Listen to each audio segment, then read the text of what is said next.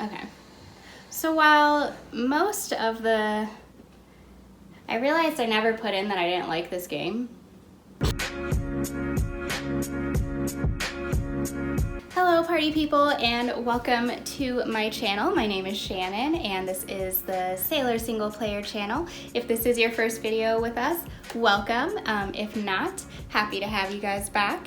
I just wanted to kind of get something off my chest, and I don't really know if this is going to be a review video or not. It might be, but over the course of the pandemic, I figured that I would give a game a try that I thought I would never play because it just wasn't really my style, and that it was a little too nice and kind for me, but then the world decided to be chaotic, mean, and scary, so I figured I would give it a try. My goodness, Animal Crossing. Whoever was the key decision maker on the release date for that game should really probably look into fortune telling because, yeah.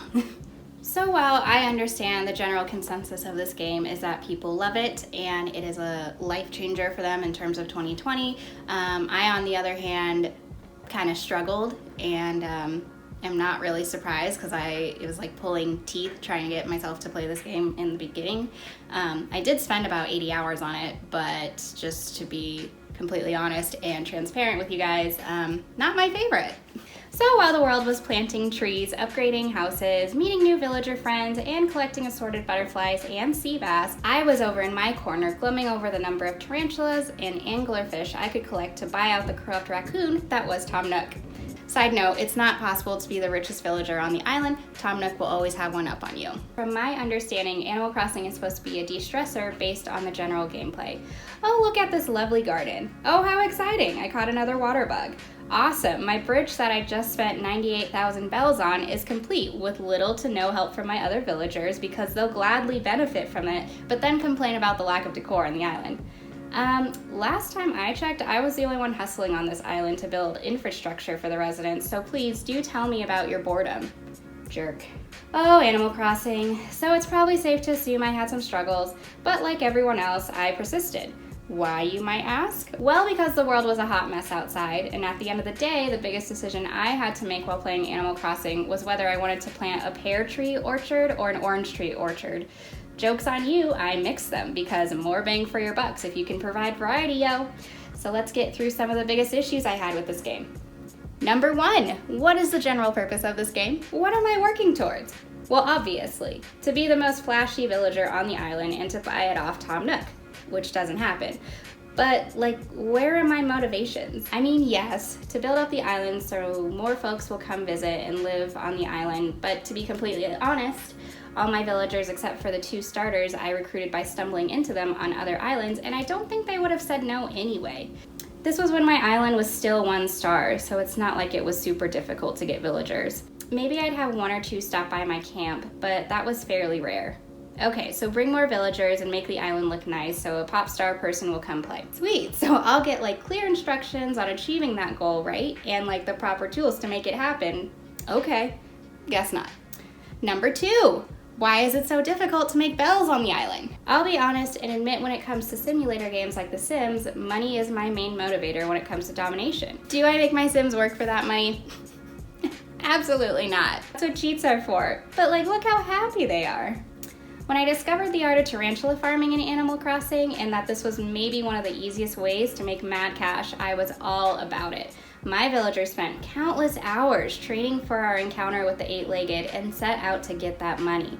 But then the game got wise to my tactics and created a patch to make my main source of income essentially non-existent. How could Nintendo do this? Like, I have a family to feed and miscellaneous knickknacks to purchase. What am I supposed to do? Like, wait 3 days for my money trees to come in and make a lousy 30,000 bells per tree? These are such hard times, and Tom Nook only did this to take out the competition. Come at me, Tom Nook, I dare you.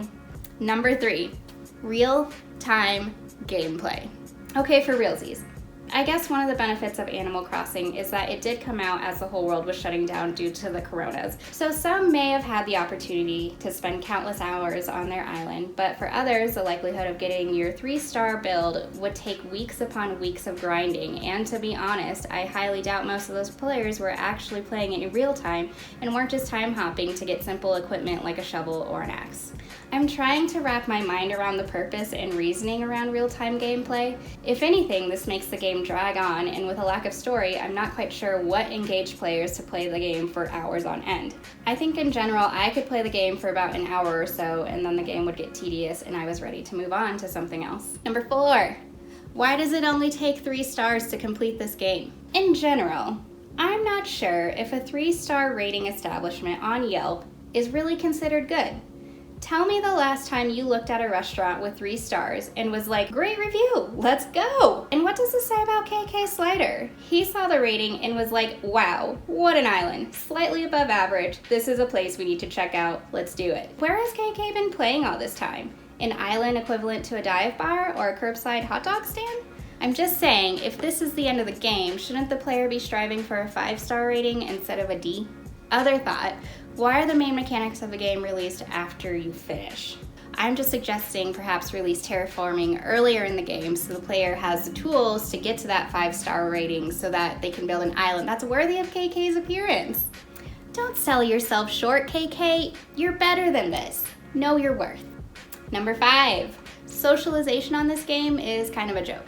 This may be more personal than I intend for it to be because, as the channel name may allude to, I generally enjoy single-player games rather than online or multiplayer. I feel like I should let you in a little into my dislike of multiplayer and online gameplay. Back in the day, there was this banger game called Red Dead Redemption 2. It's a western where you play as Arthur, a con man who goes around robbing trains, people, horses, bears, you name it, Arthur has probably robbed it. Put it simply, dude is a criminal from the 1800s making his way about a new lawful society where mugging really isn't cool anymore. You can make him good or bad, up to you. Anyway, Rockstar releases a new patch for Red Dead that would allow players to play online with one another. Now, I've never really been a fan of online play because I'm what you would probably say an easy target. I struggle with shooters if there's no auto lock and my reflexes are a little slow in online combat. For some reason, I thought I'd give online play a try for Red Dead because I love the game so much and the main game had me believing that I was a better shooter than I actually was. Thank you, Rockstar, for letting me live the dream for 60 hours or so. Putting it plainly, I had no business playing online. I think I successfully managed to take out one player, and then that person was sure to stalk and teach me where my place was in the online community for the next hour. And from that moment on, I never went back to online play. Not to say that some multiplayer games can't be bananas. There are some that absolutely work for me. Take, for example, Overcooked. We have collaboration, communication, concentration, and let me just tell you, I played Overcooked with my cousin a few years ago, and that game took our relationship to a whole new level. Just saying, this game can either improve or ruin relationships, so proceed with caution. Back to Animal Crossing, because I'm not done venting. What I kind of find hysterical in this game is the lack of collaboration. I think I would have enjoyed the game 100 times more if I had the opportunity to build along a friend and contribute to their island as well. This gameplay may have honestly been personal because I truly only had one other friend come to visit my island, and anytime she did, it was just to collect resources. But to be honest, that's all the game really has to offer in terms of multiplayer gameplay. Like, sure, do you want to steal all the fruit and wood I have on my island? Maybe catch a scorpion that hasn't spawned for me during my normal gameplay? How about helping me with some gardening first and help me decorate my newly upgraded house? No? Oh yeah, that's right, you're a visitor, and that would be rude to put this interaction to use in some way that would benefit my island. No, go ahead, take the fossil, I didn't need it anyway. Maybe I can ask Mint again to give me a hand later in disposing rocks. But like seriously, how do these villagers earn their keep? Okay, so I mentioned The Sims earlier, and I just want to note why that gameplay is probably better suited for a gamer like me than perhaps Animal Crossing. First and foremost, the choices you have in terms of gameplay are endless. The character building alone allows you endless possibilities in terms of characteristics, wants, and attributions. You can choose a simple character to stick to the book in terms of morals, or you can go the complete opposite and build a character that's completely evil. Or if that's too much in terms of one way or the other in terms of the spectrum, you could just go down the middle and build a character who hates children, but their main attribute is to have a successful family. Will it work? I don't know, probably not, but it would be super engaging to see when Mama Stork comes knocking on the door. I get that Animal Crossing and Sims are geared toward different age groups and probably different demographics in general. On one hand, I would describe Animal Crossing as nice, while The Sims is more like... So on a nicer note, I will admit that I've greatly enjoyed seeing other players' islands and the limitless space for creativity. Once the game fully opens up, granted after you've finished it, the opportunity to use one's imagination has been really astonishing to explore. There's still some limits, like I think you can only build up to 3 levels in terms of cliffs, and you really can't expand the island aside from the space you're already given, but based on the islands I've seen on YouTube and in other places, that doesn't really seem to be a problem for people. If anything, that might be part of the fun of designing a space in those confines. That's really all I'm going to give Animal Crossing though, because by the time I got to the real designing of the game, I was over the real time playing and lack of money, so I threw in the towel. You win this island, Corrupt Raccoon.